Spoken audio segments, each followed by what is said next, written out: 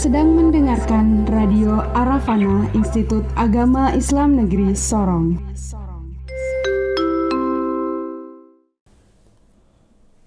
Bismillahirrahmanirrahim. Assalamualaikum warahmatullahi wabarakatuh. Salam jumpa kembali Sobat Rafana dimanapun Anda berada. Senang sekali saya Riani Nur kembali hadir menemani Anda untuk kesempatan kali ini melalui YouTube channel kita Sobat Rafana. Sebelumnya saya ingin mengucapkan terima kasih untuk Anda yang sudah selalu setia menonton video kami dari pertama sampai sekarang.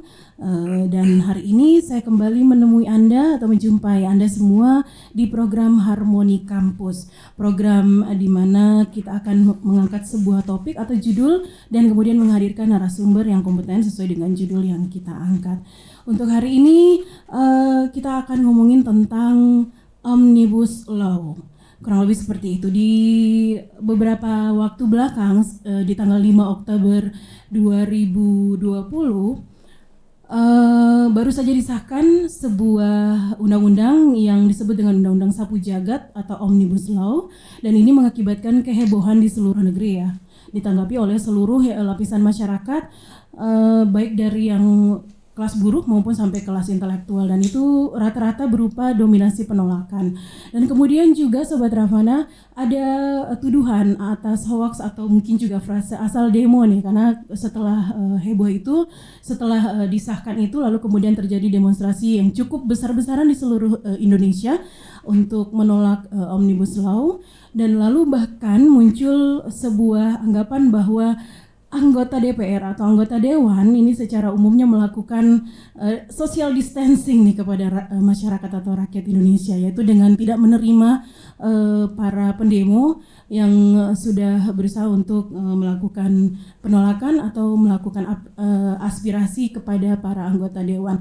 Namun untuk kesempatan kali ini, saya boleh katakan bahwa ini mungkin mematahkan anggapan bahwa anggota Dewan itu melakukan social distancing ya, atau jauh dari rakyat ini, karena di studio saat ini saya sudah mengundang kita sudah kedatangan seorang narasumber yang beliau ini adalah seorang anggota Dewan dari DPRD Kota Sorong, dan saat ini beliau mengemban amanah sebagai Ketua Fraksi Amanat Kesejahteraan Bangsa dari DPRD Kota Sorong. Di studio sudah ada Bapak Syafruddin Sabona Marion Tobi, Sarjana Hukum. Saya sapa dulu beliau ya. Assalamualaikum warahmatullahi wabarakatuh. Waalaikumsalam warahmatullahi wabarakatuh. Ya, Mbak Desi. Gimana kabarnya? Alhamdulillah baik, sehat. Ya. Sebelumnya terima kasih sudah bersedia untuk hadir di studio hari ini. Kita membahas sedikit tentang Omnibus Law, boleh ya? Judul yang saya angkat serba serbi Omnibus Law. Ini nyebutnya omnibus ya, bukan omnibus ya. Omnibus Law. Ya. Omnibus Law ya. Atau yang dikenal sebagai Undang-Undang Sapu Jagat ya, Pak ya. Betul ya. Betul. Nah, ini mungkin sebelum saya masuk ke pertanyaan yang akan saya ajukan untuk kesempatan kali ini, Pak, boleh Bapak mungkin tadi saya sebutkan bahwa Bapak adalah Ketua Fraksi Amanat Kesejahteraan Bangsa di DPRD Kota Sorong. Kalau boleh dibagi sedikit informasi kepada kita, apa saja peran dari fraksi ini? Iya, baik. Jadi di DPRD Kota Sorong itu ada unsur-unsur yang menjadi bagian tak terpisahkan dari bagaimana DPR itu menjalankan fungsi-fungsi kedewanan. Salah satu instrumen yang ada di DPRD adalah fraksi itu. Fraksi bukan alat kelengkapan dewan, tetapi dia memainkan peran cukup signifikan di situ karena dia menjadi jembatan antara partai politik dengan dewan itu sendiri, dengan dewan. Jadi setiap kebijakan-kebijakan partai politik itu akan ditransfer ke fraksi untuk kemudian diperjuangkan di DPRD. Nah, tentu apa yang menjadi kemauan dari partai politik itu sebenarnya adalah kemauan masyarakat, kemauan rakyat itu. Nah, di DPR sendiri, DPRD Kota Sorong kami ada 5 fraksi. Salah satunya itu adalah fraksi Amanat Kesejahteraan Bangsa, di mana fraksi ini berperan itu bagaimana mengkoordinir anggota-anggota fraksi yang terdiri dari 3 partai politik, yaitu Partai Amanat Nasional, kemudian Partai Keadilan Sejahtera, dan Partai Kebangkitan Bangsa. Kami ada 6 orang.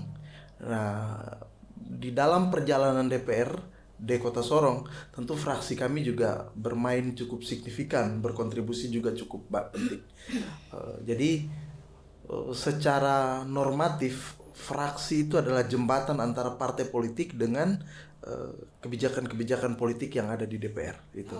Jadi contohnya seperti kemarin Mbak Desi lihat, ketika ada pemandangan umum dari fraksi-fraksi sehingga mengakibatkan ada 2 fraksi yang walk out itu, yaitu fraksi Demokrat dan fraksi PKS itu.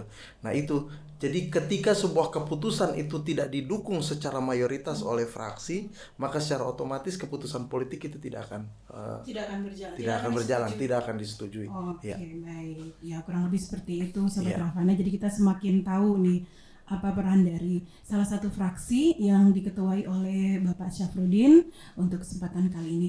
Lalu Pak, ini kita kan ngomongin Omnibus Law ya. Mungkin judulnya adalah serba-serbi Omnibus Law, tapi ada beberapa pertanyaan saja yang saya pikir cukup memang penting untuk diangkat. Salah satunya mungkin yang pertama sebagai pengantar kita, sebenarnya apa ini Omnibus Law? Dan mungkin tujuannya apa bagi kesejahteraan bangsa inilah boleh kita. Iya, baik. Ya, jadi saya minta maaf saya tadi belum menyapa pendengar sahabat penonton. Oh, ini penonton Sobat Ravana. Assalamualaikum warahmatullahi wabarakatuh. Ini pertama kali kita bertemu. Mudah-mudahan ini menjadi awal yang baik untuk bagaimana ada sinergitas pemikiran, ada kemudian kolaborasi antara orang-orang politik dengan orang-orang intelektual kampus itu. Baik, terkait dengan Omnibus Law ini, Indonesia ini kan dari proses kesejarahannya berdiri tanggal 18 Agustus sebagai sebuah negara sampai kemudian hari ini, itu kita selalu bertransformasi dari satu fase ke fase yang lain. Setiap proses transformasi itu jelas tentu ada konsekuensi-konsekuensi. Contohnya ketika ada pergolakan Orde Lama ke Orde Baru, ada sebuah konsekuensi, ada sebuah rezim yang tumbang. Ketika ada dari rezim Orde Baru ke rezim Orde Reformasi, ada sebuah konsekuensi yang kemudian terjadi. Dan begitu, artinya ada setiap kebijakan-kebijakan yang diambil, ada setiap langkah-langkah konstruktif yang kemudian dilakukan, maka akan ada dampak. Dalam proses-proses yang tadi saya sampaikan itu, bahwa Indonesia sudah mengalami banyak sekali uji coba aturan, uji coba sistem pemerintahan dan lain sebagainya. Kita pernah mencoba sistem pemerintahan parlementer, kita pernah mencoba sistem federal, kita pernah mencoba sistem presidensial. Nah, itu semua adalah proses bagaimana menemukan jati diri bangsa ini sebenarnya seperti apa proses jalannya. Kembali kepada Omnibus Law. Omnibus Law itu sebenarnya adalah sebuah konsep di mana semua produk-produk hukum yang ada di negara ini itu kemudian tidak tercerai-berai. Ada sebuah kodifikasi hukum yang itu menyatukan semua aspek-aspek hukum yang saling keterkaitan, sehingga kita mempunyai sebuah instrumen hukum yang dianggap kuat, kemudian relevan dan mengikuti arus perkembangan zaman. Nah, Omnibus Law ini kan, kalau referensi mungkin sobat pendengar, penonton semua bisa cukup di googling saja bisa tahu itu. Tetapi yang paling konkretnya adalah itu dia mencoba untuk merangkum semua produk-produk hukum menjadi satu, agar supaya tidak terjadi tumpang tindih dan lain sebagainya. Pada prinsipnya idealnya ini Omnibus Law ini sebenarnya penting, bagus bagi sebuah negara yang sedang dalam proses negara berkembang. Kenapa? Karena kita DPR ini kan DPR sebagai pembuat sebuah keputusan politik itu terdiri dari beberapa macam kepentingan-kepentingan. Berangkat dari partai politik yang berbeda-beda, dengan otak yang berbeda-beda, dengan pikiran yang berbeda-beda. Tentu ketika sampai di dalam dewan, itu negara, undang-undang memberi ruang untuk satu orang anggota dewan atau satu gabungan berapa orang untuk mengusulkan aturan-aturan, mengusulkan undang-undang. Kalau dalam konteks DPRD, usul inisiatif anggota dewan itu diperbolehkan. Jadi kalau saya ingin mengusulkan, contoh kalau saya anggota DPR RI, saya ingin mengusulkan undang-undang tentang perlindungan masyarakat hukum adat. Nah, kalau kemudian melewati pembicaraan tingkat pertama dan tingkat kedua lolos, maka itu bisa sah menjadi undang-undang. Bayangkan kalau 540 anggota DPR RI itu mereka semua mengusulkan undang-undang, betapa banyaknya undang-undang kita yang kemudian tersebar di mana-mana. Nah, roh dari Omnibus Law ini adalah bagaimana kemudian dari semua pemikiran-pemikiran itu tertuang menjadi sebuah konsep yang komprehensif itu. Jadi seperti itu sih sebenarnya Omnibus Law dan tujuannya itu. Jadi dalam pandangan Bapak bahwa sebenarnya kondisi sekarang ini Omnibus Law ini diangkat atau disahkan seperti sekarang, atau boleh katakanlah dibicarakan ya di dewan gitu, itu penting ya Pak? Iya, bagi saya ini penting karena memang kita butuh sebuah postur regulasi yang konstruktif dan sistematis. Kita tidak bisa lagi memahami bahwa satu produk hukum itu dia bisa bertabrakan dengan hukum-hukum yang lain. Asas hukum itu kan sudah mengatur bahwa hukum yang tertinggi itu tidak boleh dikalahkan oleh mengalahkan hukum yang lebih rendah kedudukannya, atau hukum yang dibuat kemudian itu dianggap lebih kuat dari hukum yang dibuat terdahulu itu. Nah, artinya dari asas-asas hukum itulah kemudian jika tidak dikontrol, dikoordinir dengan baik, maka semua orang akan hidup dengan produk-produk hukum yang berbeda-beda. Jadi pada prinsipnya itu Omnibus Law ini sebenarnya penting dan memang negara kita butuhkan. Cuma klaster apa dulu gitu. Cuma Omnibus Law tentang apa dulu yang perlu kita ini nanti itu seperti itu. Oh begitu ya. Oh berarti dalam pemahaman saya ketika Omnibus Law ini diangkat atau dibicarakan misalnya dianggap penting, berarti semua hukum di dalamnya itu kan menjadi dibicarakan ya? Iya, betul. Benar ya? Lalu dalam kondisi yang sekarang ini apakah memang semua sisi-sisi itu menjadi urgent atau penting sekali untuk dibicarakan? Atau bahasa lainnya seperti ini, dengan kondisi sekarang ya Pak, masyarakat ini kan tiba-tiba dibuat seolah-olah ini hal yang tergesa-gesa atau terburu-buru. Apakah dalam pandangan Bapak itu tepat? Ya, jadi begini, kita berangkat pertama dulu bahwa Omnibus Law ini penting.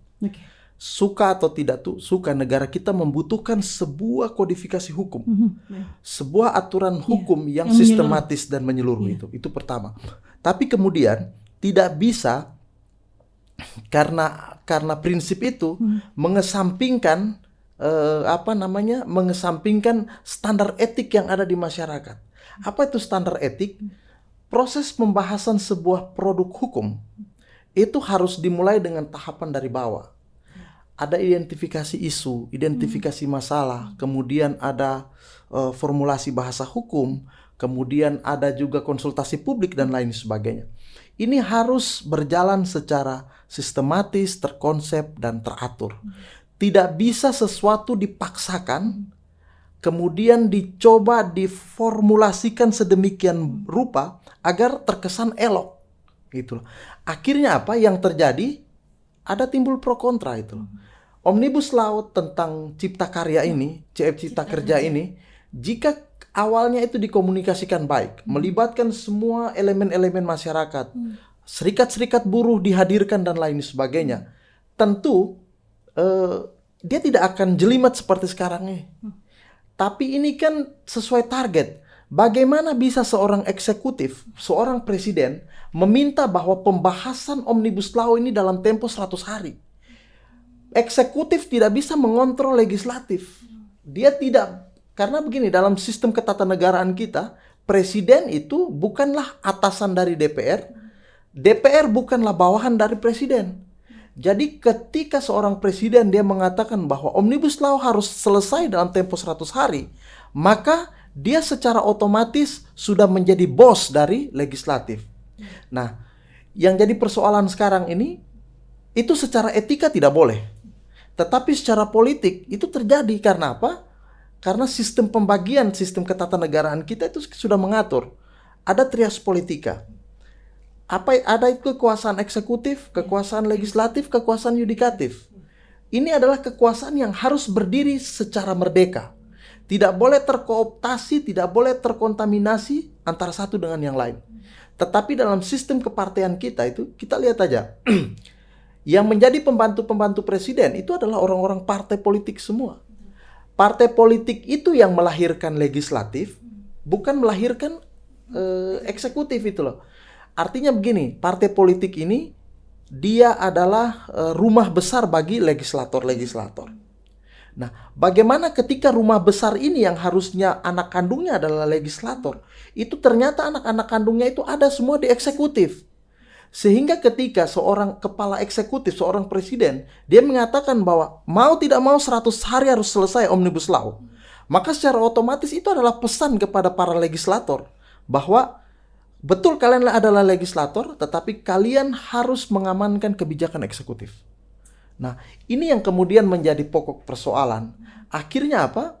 Omnibus Law yang rohnya itu adalah untuk kebaikan bangsa, ternyata karena sebuah proses yang cacat. Cacat artinya secara etik, kemudian juga secara undang-undang, secara tata penyusunan peraturan perundang-undangan, yaitu konsultasi publiknya yang kemudian tidak dielaborasikan secara baik dengan masyarakat. Yang terjadi adalah hari ini masyarakat merasa tidak nyaman dengan lahirnya undang-undang ini. Saya meyakini bahwa pemerintah pasti punya kemauan yang kuat untuk bagaimana rakyatnya itu sejahtera. Itu pasti. Tetapi rakyat ketika tidak terkonfirmasi dengan baik, maka mereka juga pasti akan menggugat itu. Karena setiap produk perundang-undangan yang keluar itu pasti akan menyangkut hajat hidup mereka. Itu yang jadi persoalan. Begitu ya. Oke, baik. Ini adalah pandangan yang bisa Sobat Ravana temukan melalui seorang anggota DPR di Kota Sorong yang sudah beliau sampaikan dan pasti bisa dimaknai oleh penonton masing-masing ini ya. Nah, lalu kita mengerucut ke Undang-Undang Ciptaker atau yang diplesetkan sebagai Undang-Undang Cilaka ini. Kemudian juga dengan Undang-Undang Lingkungan yang kabarnya itu diangkat karena cukup mengkhawatirkan atau cukup membuat resah dari masyarakat pada umumnya pasti ya Pak ya. Ini dari pandangan Bapak sendiri gimana dari Omnibus Law yang beredar sekarang? Iya, jadi itu yang tadi saya katakan. Ketika tidak terkonfirmasi ke masyarakat secara baik, hal yang baik pun akan dianggap tidak baik. Gitu. Oke, betul. Nah, ya. kita teman-teman di fraksi juga sudah membedah itu. Ada beberapa klaster yang kemudian kita lihat. Ada kemudian kenapa Omnibus Law Cipta Kerja ini dia kemudian banyak menjadi sorotan dan lain sebagainya. Memang betul bahwa ada beberapa hal yang kemudian menjadi persoalan. Contoh seperti pesangon, cuti, dan lain sebagainya. Terlepas dari itu, yang tadi, pemerintah pasti punya kemauan yang kuat untuk bagaimana menciptakan kesejahteraan bagi rakyatnya. Tenaga kerja yang terjamin dan lain sebagainya. Saya punya pengalaman di DPR ketika sudah hampir 6 tahun ini, 1 periode lebih saya bekerja. Kebetulan awal 5 tahun kemarin saya adalah di komisi yang banyak mengurusi soal-soal ketenaga kerjaan. Hampir semua persoalan yang masuk ke DPR itu adalah persoalan terkait dengan upah, persoalan terkait dengan pesangon, persoalan terkait dengan PHK. Jam kerja juga kali. Jam kerja ya. Nah, semua persoalan-persoalan itu sudah ada sejak zaman dahulu. Karena apa? Karena perusahaan ini tentu dia ingin mencari keuntungan. Banyak pekerja yang tereksploitasi, tetapi hak-hak mereka, jaminan-jaminan mereka tidak diperhatikan dengan baik. Nah, harapannya Omnibus Law ini dia bisa kemudian membuat ada kepastian hukum bagi setiap tenaga kerja itu. Tetapi ketika kami coba bedah itu satu persatu, dia malah memberikan ruang akses yang besar kepada pengusaha, kepada para investor, untuk kemudian bagaimana membiarkan masyarakat rakyat tereksploitasi sebagai seorang tenaga kerja. Itu yang kemudian membuat ada partai di dalam fraksi kami yang mengambil inisiatif untuk menolak itu. Nah, kemudian terkait dengan lingkungan. kerusakan lingkungan ini sebelum ada Omnibus Law itu juga sudah terjadi secara masif. Kita semua berharap bahwa Omnibus Law ini dia akan kemudian membuat setiap persoalan-persoalan isu-isu lingkungan itu menjadi berkurang. Iya. Tetapi ketika kita membaca pasal-pasal yang ada di dalam itu kecenderungannya untuk kemudian membuat kerusakan-kerusakan ekologi, kerusakan-kerusakan ekosistem itu semakin masif juga. Sebagai contoh begini, ada tentang perizinan.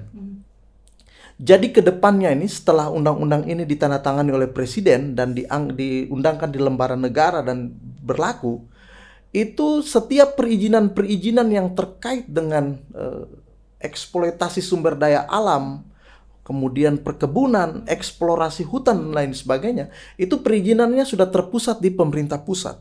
Itulah. Nah, ini dia tentu bertabrakan dengan semangat otonomi daerah. Itulah. Kita dengan lahirnya undang-undang otonomi daerah itu diharapkan bahwa pemerintah daerah mampu mengurusi daerahnya sendiri.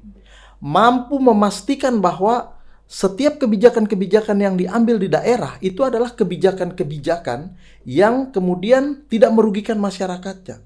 Tetapi ketika semangat otonomi daerah ini ditarik lagi menjadi desentralisasi, kembali lagi ke pemerintah pusat untuk ini, pemerintah pusat tentu punya rentang kendali yang cukup terbatas karena mereka berada di pusat. Betul kalau seandainya ada anggapan bahwa toh ada satker, ada lembaga-lembaga vertikal yang ada di daerah, tapi toh lembaga-lembaga vertikal itu sebelum ada Omnibus Law mereka juga sudah ada, tetapi dampak yang terjadi pun tetap terjadi seperti itu. Semakin masif ya. Lalu kalau dari situasi seperti itu, ini sekarang belum ditandatangani berarti ya? Iya. Ini berarti dalam rentang waktu seperti saat ini Pak, apakah masih bisa ada moderasi antara masyarakat atau rakyat dengan anggota DPR dan presiden ini ya, eksekutif, legislatif, dan yudikatif? Kalau kita lihat secara normatif sebenarnya bisa memungkinkan ketika kemudian presiden melihat bahwa gejolak yang terjadi di masyarakat itu bisa menjadi salah satu presiden buruk ketika ini ditandatangani. Maka presiden bisa mengambil inisiatif untuk kemudian ini ditunda atau mengeluarkan peraturan pemerintah pengganti undang-undang. Namun atmosfer politik hari ini itu tidak memberikan ruang itu bakalan terjadi. Kecuali ada desakan kuat dari masyarakat. Desakan kuat dari masyarakat yang kemudian membuat pemerintah untuk segera melakukan evaluasi terkait dengan persoalan ini. Karena jika itu tidak, maka masyarakat tetap akan menggugat itu. Oke, presiden pernah mengatakan bahwa silakan itu digugat ke Mahkamah Konstitusi. Tapi ketika seorang kepala negara, kepala pemerintahan meragukan sebuah keputusan politik yang diambil, kemudian memberi akses rakyat untuk menggugat ini ke Mahkamah Konstitusi, berarti perlu dipertanyakan, apakah produk yang kalian buat ini adalah bersifat final dan konkret, ataukah hanya sebatas uji coba, sehingga nanti akan ada lembaga Mahkamah Konstitusi yang akan menguji ini.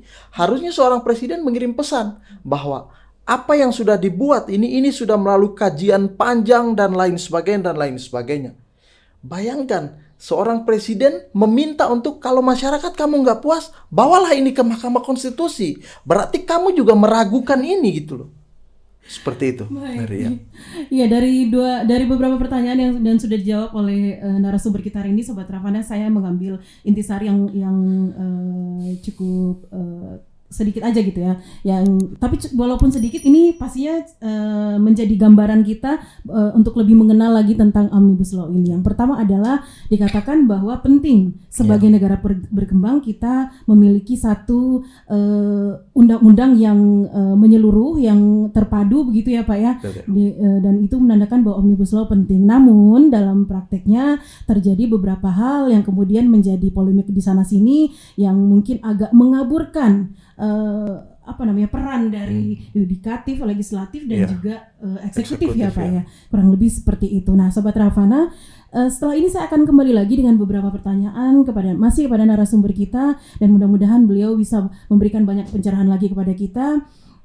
terkait tadi juga Pak, Bapak kan tadi menyebutkan tentang bagaimana desentralisasi terjadi nanti. Nah itu juga ingin saya tanyakan nanti, tapi dijawabnya nanti di sesi kedua kita, bagaimana dalam lingkup kita Papua Barat ini, bagaimana nantinya undang-undang ini akan berlaku di wilayah Papua Barat. Tapi setelah break sebentar dari sesi pertama ini, Sobat Ravana tetap di sini, tetap mendengarkan kita di Serba-Serbi Omnibus Law bersama narasumber Bapak Syafruddin Sabona Mariantobi, Sarjana Hukum. Beliau adalah Ketua Fraksi Amanat Kesejahteraan Bangsa DPRD Kota Sorong. Kami akan segera kembali.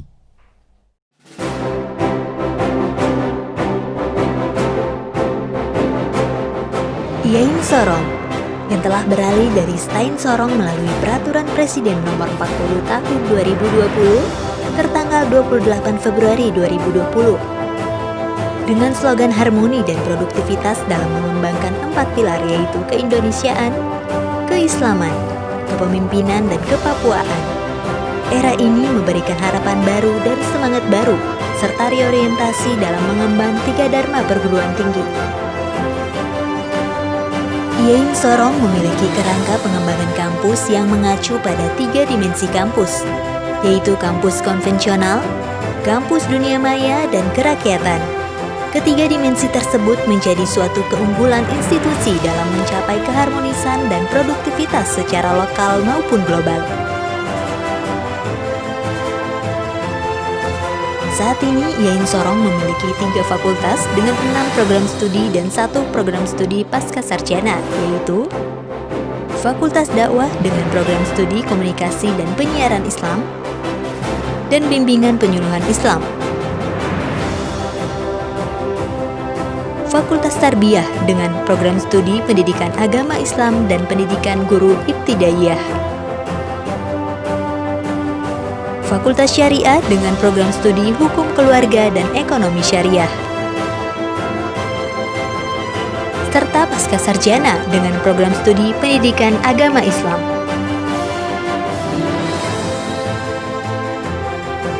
Keberadaan Yain Sorong merupakan anugerah tersendiri bagi masyarakat di lingkungan Papua Barat, khususnya Kota Sorong sebagai perguruan tinggi negeri yang mampu mencetak lulusan unggul dan kompeten, serta menghasilkan sumber daya manusia yang mampu memajukan dan bersinergi dengan seluruh komponen pembangunan yang ada di Papua Barat.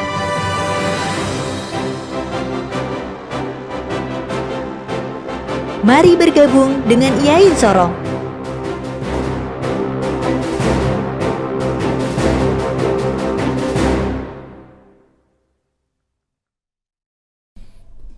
Baik Sobat Ravana, kita kembali di sesi kedua dari bahasan kita hari ini tentang serba-serbi Omnibus Law. Narasumber kita adalah Bapak Syafruddin Sabona Mariantobi, Sarjana Hukum, yang adalah Ketua Fraksi Amanat Kesejahteraan Bangsa DPRD Kota Sorong.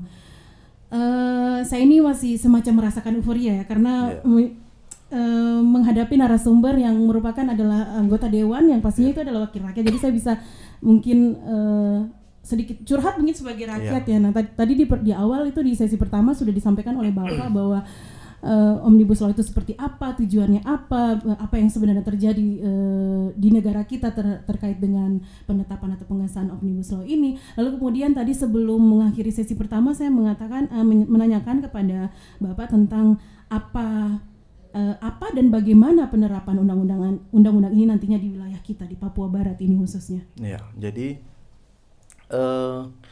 setiap produk hukum yang dikeluarkan oleh pemerintah itu secara otomatis akan sampai pada pemenuhan asasnya bahwa setiap warga negara dianggap tahu tentang undang-undang ini. Jadi undang-undang ini dia kemudian tidak dibatasi oleh ruang dan waktu. Ketika ada perintah di dalamnya bahwa mulai berlaku sejak kapan, maka itulah berlaku. Berlakunya di mana? Di seluruh wilayah Negara Kesatuan Republik Indonesia. Artinya, biarpun produk hukum ini dibuat di Jakarta, tentu yang akan terdampak dengan adanya kebijakan-kebijakan dalam peraturan ini adalah setiap warga negara yang ada dari Sabang sampai Merauke. Itu. Nah, sehingga tentu ini menjadi concern kita semua. Ketika ada rakyat yang mencoba menggugat tentang keputusan-keputusan politik yang diambil, ini adalah sebuah konklusi bahwa rakyat juga harus dilibatkan, bukan saja melalui lembaga perwakilan mereka, tetapi juga melalui komunikasi-komunikasi politik.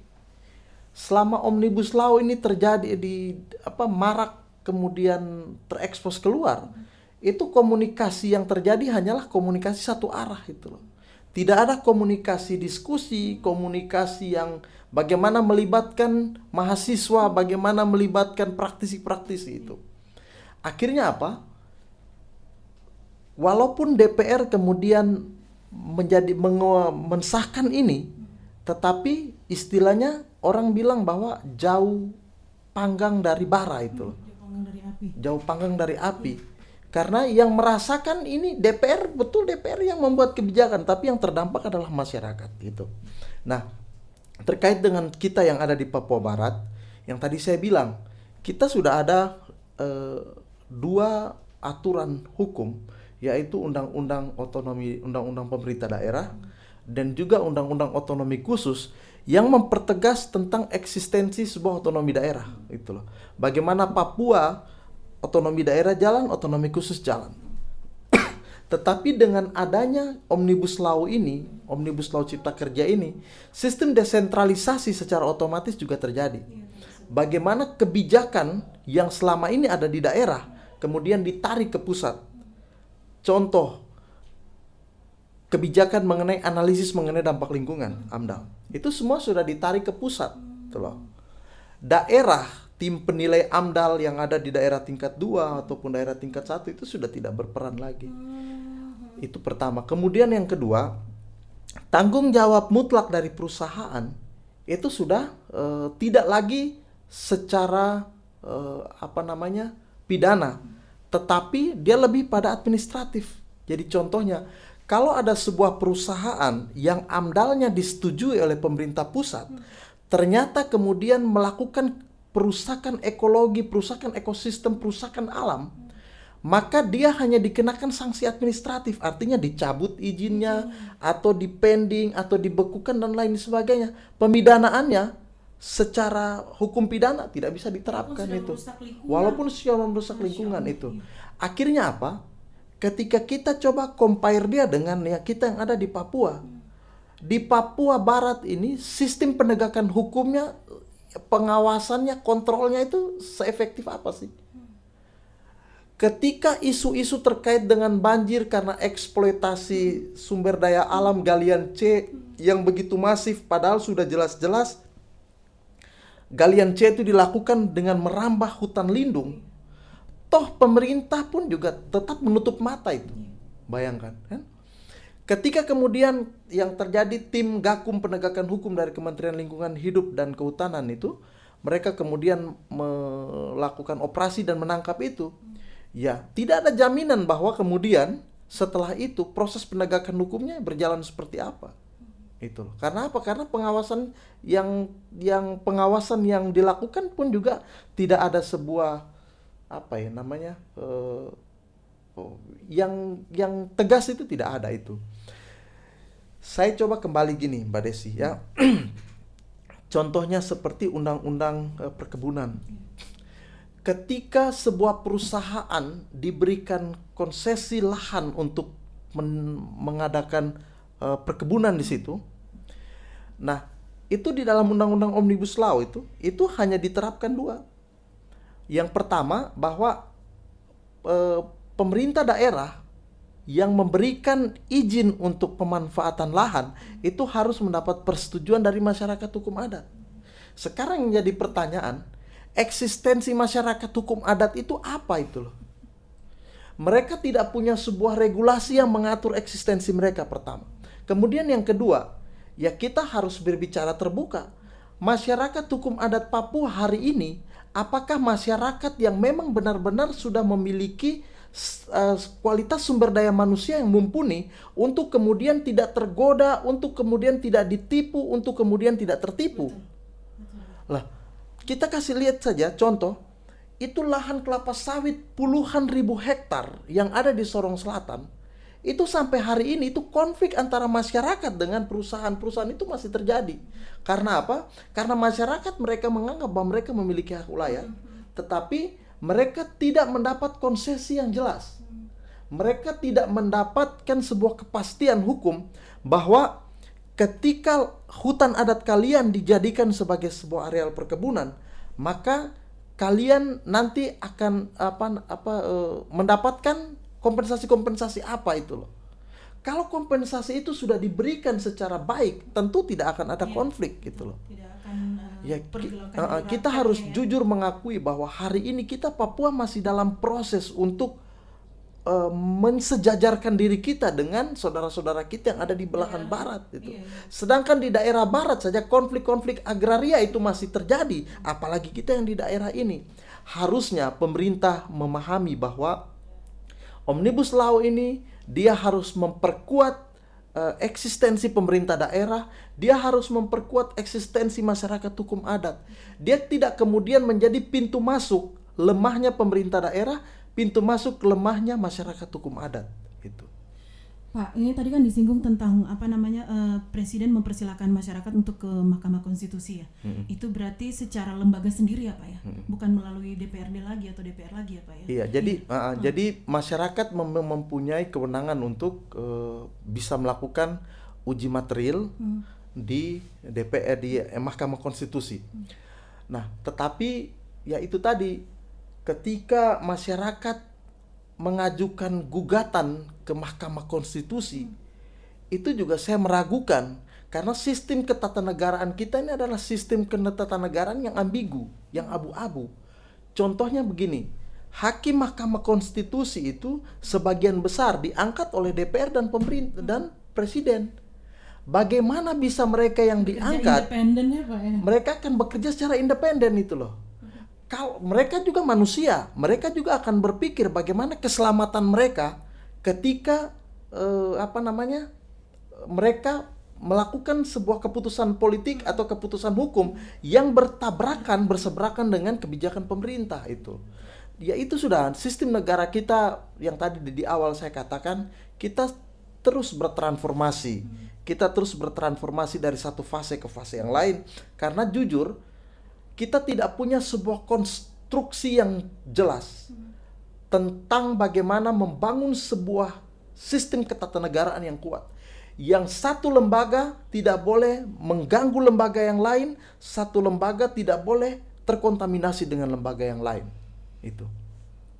Lalu kalau misalnya ini telah ditandatangani oleh Presiden dalam lingkup Papua Barat, apa yang bisa dilakukan oleh DPRD? Nah, jadi tentu DPRD ini kan kami ini punya sistem organisasi yang terstruktur. Kami anggota DPR, contoh saya dari fraksi, saya ada Partai Amanat Nasional, ada teman dari PKS, ada teman dari Demokrat dan lain-lain. Nah, tentu akan ada konsultasi-konsultasi secara organisasi pasti ada. Dari Partai Amanat Nasional Kota Sorong berkomunikasi dengan Partai Amanat Nasional Provinsi, provinsi akan berkonsultasi dan Dewan Pimpinan Pusat. Tetapi ya itu yang tadi saya katakan bahwa kita semua hidup di sebuah alam demokrasi yang tidak ada kepastian. Ketika demokrasi itu ditegakkan, demokrasi itu dijalankan dengan prinsip-prinsip demokrasi yang sebenarnya, yakni Vox Populi Vox Dei, suara rakyat adalah suara Tuhan, maka tentu tidak akan ada gejolak-gejolak yang terjadi di masyarakat itu loh. Tentu tidak ada pro kontra di antara lembaga-lembaga penyelenggara negara ini sendiri. Tetapi ya saya hanya ingin mengirimkan sebuah pesan optimisme kepada masyarakat bahwa apapun yang hari ini dilakukan oleh pemerintah pusat, DPR RI, dan Presiden terkait dengan Omnibus Law, ini adalah sebuah proses transformasi kita untuk bagaimana kita bisa menjajaki format berpolitik, format bernegara yang baik itu seperti apa. Jadi itu Jadi walaupun usia kita sudah 75 tapi masih dikatakan sangat muda begitu Iya. dari segala paparan yang disampaikan. Betul. Bapak tadi saya bisa katakan seperti itu. Lalu bolehkah saya sebutkan bahwa ini adalah undang-undang yang masih cacat, Pak? Iya, saya pikir itu adalah statement yang juga pantas untuk diberikan. Karena begini, sebuah produk hukum itu, sebuah undang-undang ketika dilahirkan, maka dia harus melalui sebuah proses panjang.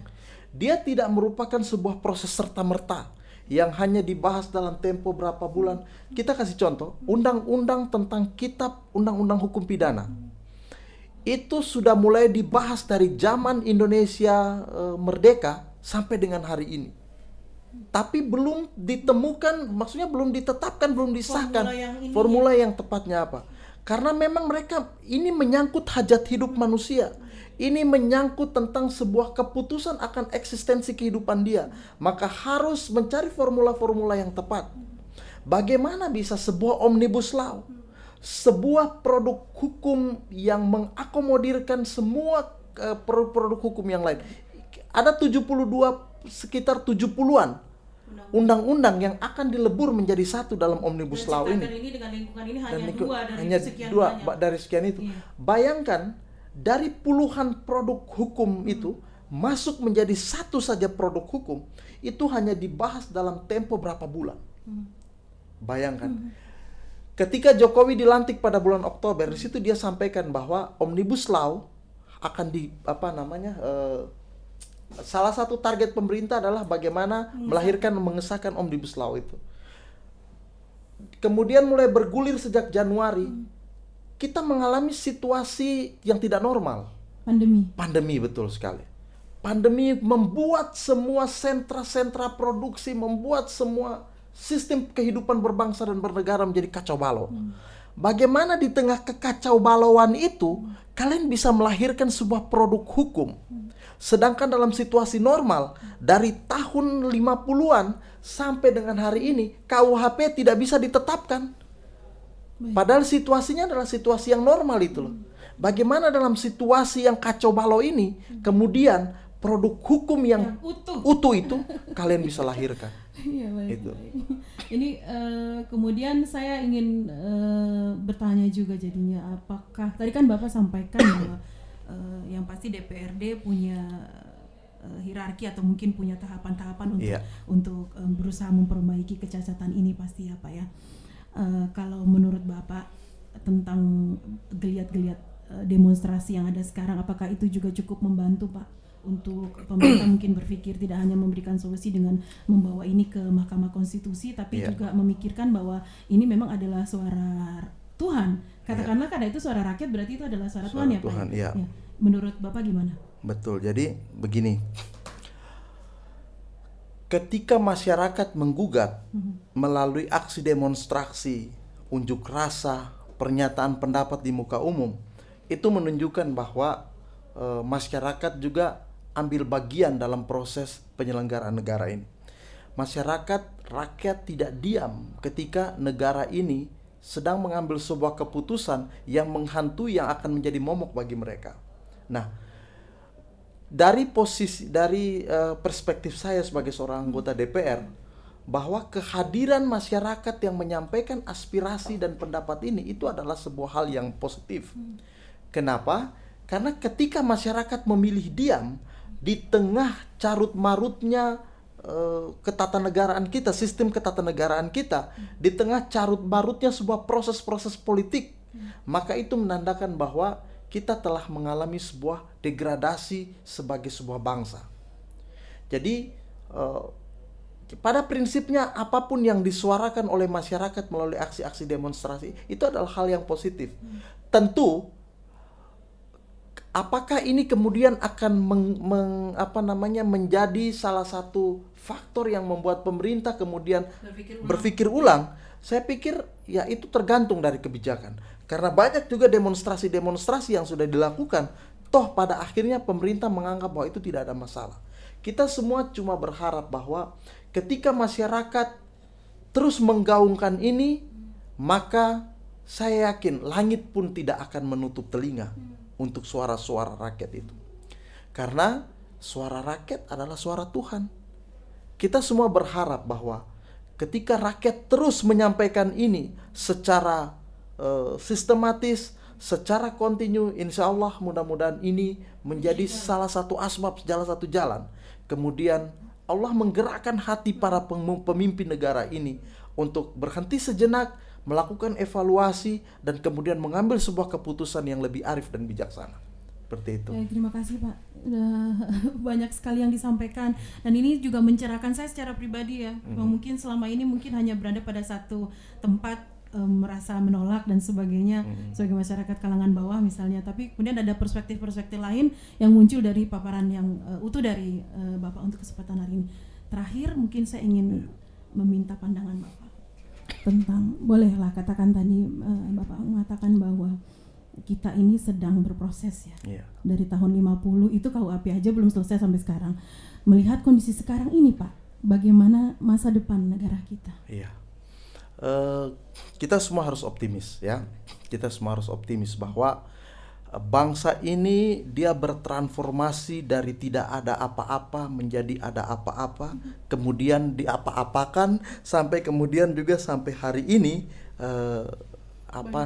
banyak gejolak dan lain sebagainya. Tidak apa-apa. Kita harus meyakini bahwa ketika proses kehidupan masih Allah berikan kepada kita, maka selama proses itulah, itu adalah fase-fase bagaimana kita berjuang. Ketika tidak ada lagi ujian dalam hidup kita, maka tentu kita tidak lagi dituntut untuk berjuang. Padahal standar penilaian di mata Allah itu bukanlah tentang apa yang kau capai, tapi apakah kau telah melewati proses-proses itu atau tidak. Apakah engkau sedang berjuang atau tidak. Sama seperti mahasiswa. Ketika hari ini suara-suara mahasiswa tidak mampu untuk menggoyahkan sebuah tirani yang sedang berkuasa, tetapi setidak-tidaknya ketika Allah tanya, kamu ada di mana? Mereka bisa menjawab bahwa kami ada. Ketika rakyat sedang menangis, kami ada dengan cara kami melakukan aksi-aksi untuk menggugat itu. Intinya bahwa sejauh apapun, setinggi apapun intelektualitas kita, ada satu fase di mana kita berhenti, kemudian kita mengevaluasi diri, bermuhasabah diri bahwa setiap proses harus kita maknai secara positif. Bahwa ketika ada sebuah gejolak, kita tidak boleh menutup mata terhadap gejolak itu. Kita harus ada dengan proporsional, kita harus ada dengan porsi kita masing-masing. Contoh, Mbak Desi sebagai penyiar mungkin bisa mengirim pesan ketika sedang melakukan reportase atau bersiar. Atau adik-adik mahasiswa ketika mereka ini melalui media sosial, mereka bisa gunakan itu untuk kemudian menjadi jembatan bahwa setiap persoalan insya Allah pasti ada jalan keluar. Waktunya kapan? Kita pernah melewati sebuah fase di mana kemudian jauh waktu baru kemudian kemenangan itu bisa kita capai. Seperti itu ya. Subhanallah. Terima kasih Pak. Sedikit emosional ini kalau mendengar seperti ini ya, dan rekan-rekan mahasiswa juga di sini. Semoga bisa diambil manfaatnya nih ya untuk kita semua, bahwa memang selalu optimis ya untuk menjalani setiap beban dan tugas. Jadi kalau hari ini kita bukan generasi kita yang menuntaskan ini, insya Allah akan ada generasi. Amin, insya Allah Indonesia akan terus jaya, akan terus ada dan terus menjadi negara kesatuan Republik Indonesia. Amin, ya. Ada statement terakhir mungkin dari Bapak untuk hari ini? Pesan saya kepada Sobat Ravana, kepada semua orang yang menonton ini, kita semua harus memastikan diri kita bahwa kita bukan dilahirkan untuk sebuah kesia-siaan, tetapi kita dilahirkan untuk sebuah tujuan, bahwa kita harus ada dan selalu ada dalam setiap persoalan-persoalan bangsa dan negara. Ketika adik-adik, teman-teman semua memilih untuk tetap ada dalam setiap pergolakan, itu menunjukkan bahwa bangsa ini sehat. Tapi ketika anak-anak muda kaum intelektual memilih diam dan apatis, maka kita semua harus merasa ketakutan, karena kita pasti akan memiliki generasi-generasi yang tidak siap untuk membawa bangsa ini menjadi jauh lebih besar. Karena besarnya bangsa ini itu selalu diikuti dengan orang-orang yang selalu gelisah dan orang-orang yang selalu bermimpi tinggi untuk melakukan apa yang bisa dilakukan. Masya Allah, Seperti itu. luar biasa. Terima kasih untuk semua pesannya di kesempatan hari ini, Iya. Pak. Menjadi motivasi juga untuk kita semua pastinya. Sobat Ravana, ini adalah penutup yang disampaikan oleh narasumber kita hari ini, Pak Safruddin, Iya. yang menyatakan bahwa ternyata kegelisahan yang terus muncul ini menandakan bahwa negara kita tetap sehat, masih sehat ya Pak ya. Iya, betul. Oke, saya juga mungkin berdoa, bukan mungkin, saya selalu berdoa pastinya anggota DPRD Kota Iya. Sorong khususnya yang tahu bagaimana kondisi yang ada di Kota Sorong khususnya gitu ya Pak ya, selalu sehat dan selalu mampu Insya Allah, ya, melaksanakan amanah dengan sebaik-baiknya. Pastinya Bapak dan rekan-rekan yang ada di Iya.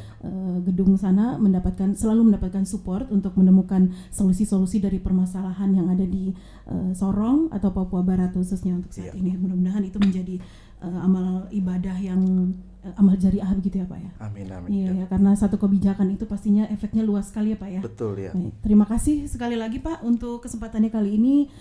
Nanti kalau misalnya ada momen lagi boleh Pak kami undang kembali. Bisa, insya Allah saya selalu siap ya.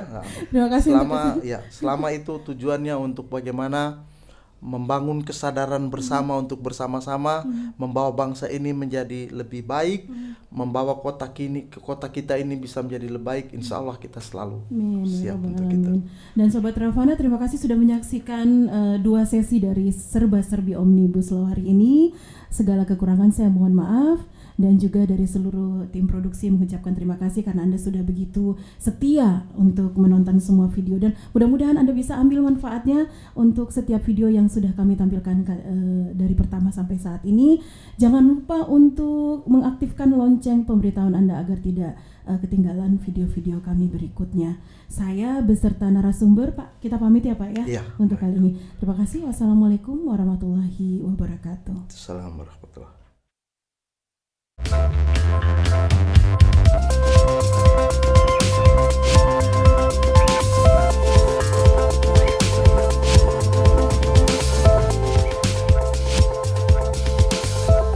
Anda sedang mendengarkan Radio Arafana Institut Agama Islam Negeri Sorong.